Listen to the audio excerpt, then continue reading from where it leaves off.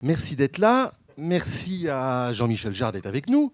Alors, évidemment, on va parler de 2010, la tournée, avec cette question qui est absolument évidente, mais comment ça se fait que vous n'ayez jamais fait de tournée? Que ce soit votre première tournée, plus de 30 ans de carrière, première tournée. C'est la première tournée à travers les 5 continents, parce que j'ai fait dans ma vie quelques tournées ou séries de concerts, mais pas de cette manière-là. Et c'était en fait dû tout simplement au fait que quand j'ai commencé ma carrière, j'ai eu envie de présenter ma musique d'une manière un peu différente.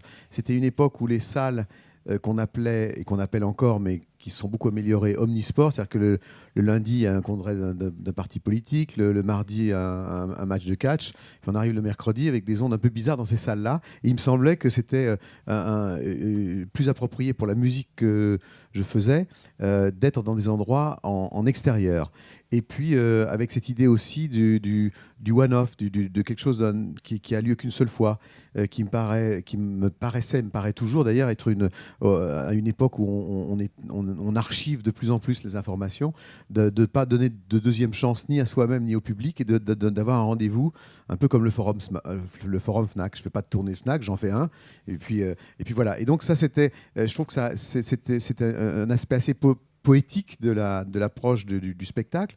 Et puis, en fait, c'était un rêve depuis assez longtemps, une idée que j'avais depuis assez longtemps, de transposer la magie ou d'apporter la magie des concerts ou des spectacles en extérieur dans des espaces plus contrôlés, avec une proximité différente avec le public, et de partager, de revenir aussi à l'essentiel de la musique jouée et interprétée en live avec un public qui est proche comme celui-là aujourd'hui, et aussi d'utiliser les technologies d'aujourd'hui aussi pour partager une immersion encore plus totale dans une scénographie.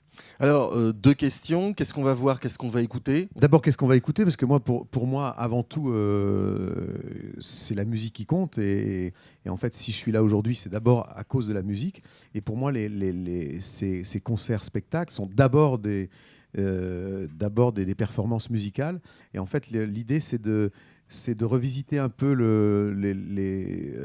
tout ce que j'ai fait depuis Oxygène et même avant, et de manière un peu, même assez revisitée, avec des instruments assez extraordinaires dont on reparlera. On va en parler. Voilà. Et puis en même temps aussi des morceaux nouveaux, puisque l'idée dans cette tournée, c'est d'emporter avec moi un certain nombre de maquettes qui se feront l'objet d'un album studio dans le courant de l'année, et de les tester, de les jouer, de les développer en live sur scène, et de les enregistrer un peu à la manière du début du disque, puisque aujourd'hui on est à nouveau au début d'une autre manière d'écouter de la musique, de la distribuer, de la produire.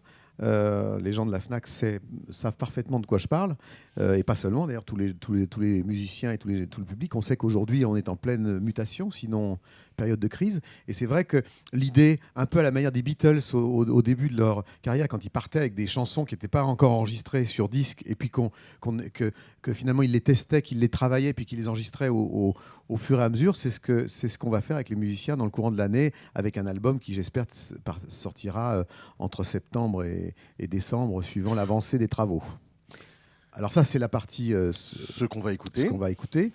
Et ce qu'on va voir, disons que c'est une scénographie qui est assez différente même du début de la tournée, du début des concerts que j'ai fait l'année dernière, avec l'idée je parlais d'immersion totale, avec, c'est vrai qu'on est avec Avatar en particulier, on sent bien que aussi bien dans le spectacle vivant qu'au cinéma, on va vers une évolution de la manière dont on utilise la technologie dans le spectacle. Et c'est vrai que ce projet va être assez orienté 3D, non pas avec des lunettes, comme j'en vois certains ici, mais mais disons plutôt avec l'idée de vraiment d'avoir un travail sur la lumière et sur le laser, pas du tout de manière techno ou ce qu'on peut voir dans les discothèques, mais le laser travaillé vraiment comme des architectures de lumière, comme des des choses qu'on peut pratiquement toucher et qui se prêtent tout à fait justement à une sorte